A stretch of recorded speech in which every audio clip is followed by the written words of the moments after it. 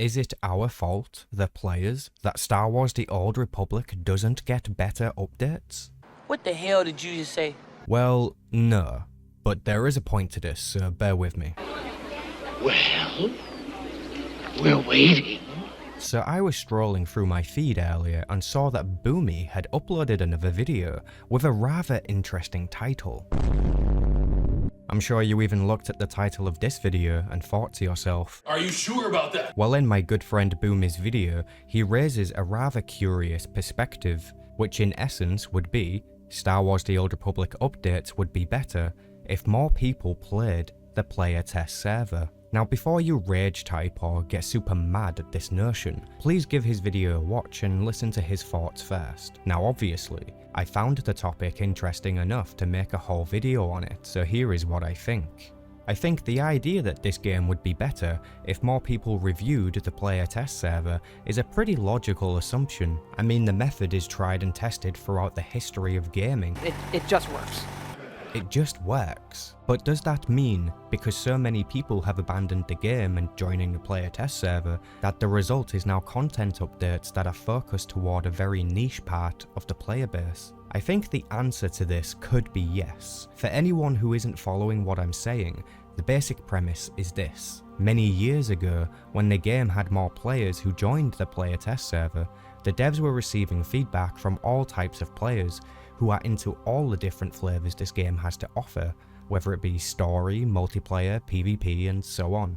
But over the years, especially in this current era, it's undeniable that the PTS has very little participation. Therefore, it stands to reason that the devs are seeing less diverse feedback that is possibly affecting how good the quality is on the game. If, let's say, only 100 players are testing the new content, and most of them enjoy spending their time making new outfits and buying cartel items, then the devs are going to accommodate that.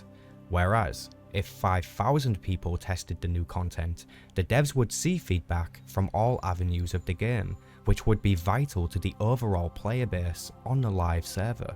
Admittedly, this is just a theory, of course. Now, before someone overanalyzes this and thinks it's an accusation against a particular type of player, then do just keep in mind that while I am using plausible evidence to back up my thought process, this is still just speculation, so believing that I'm committing to some kind of toxic thought or anything similar is just silly. You stupid bastard.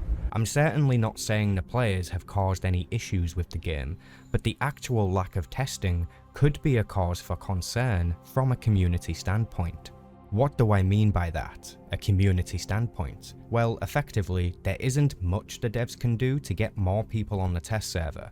I mean, yeah, they could reward players or something, but I have to give them credit here. They have done that in the past. In-game rewards that are exclusive to people who helped test the content. So more to the point here, as a community who want to see this game have healthy updates with critical yet fair feedback, then we as the community could jump on board and help out.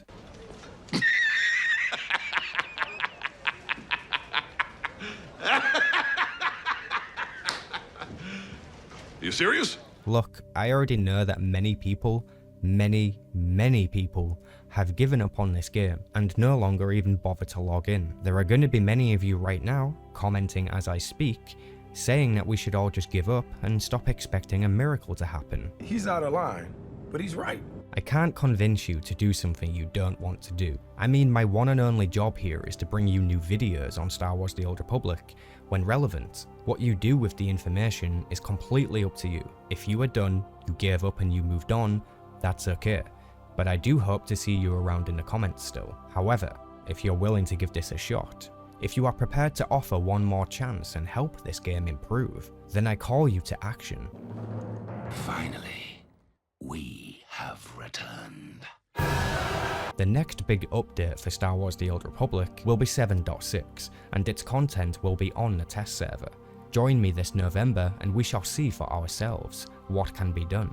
If your answer was no, that's okay, but you better be back here in December to see the results. Either we're gonna have a good update on our hands, or you'll be telling us, we told you so. Despite that mindset, you must admit that SWTOR's resilience over the years has been impeccable. Time and time again, people have proclaimed that this game will shut down soon, And then time and time again, it proves to us that it's just not willing to die. No matter how hard anyone critiques it, seemingly no matter how many players leave, it lives on. Were you killed? Sadly, yes. But I lived. This game literally reminds me of that one scene from Austin Powers where Will Ferrell's character just keeps surviving. I seem to have fallen down a cliff. I'm still alive, but I'm very badly injured. I think my legs might be broken, but I'll try to stand up. Ah! But is a better future possible?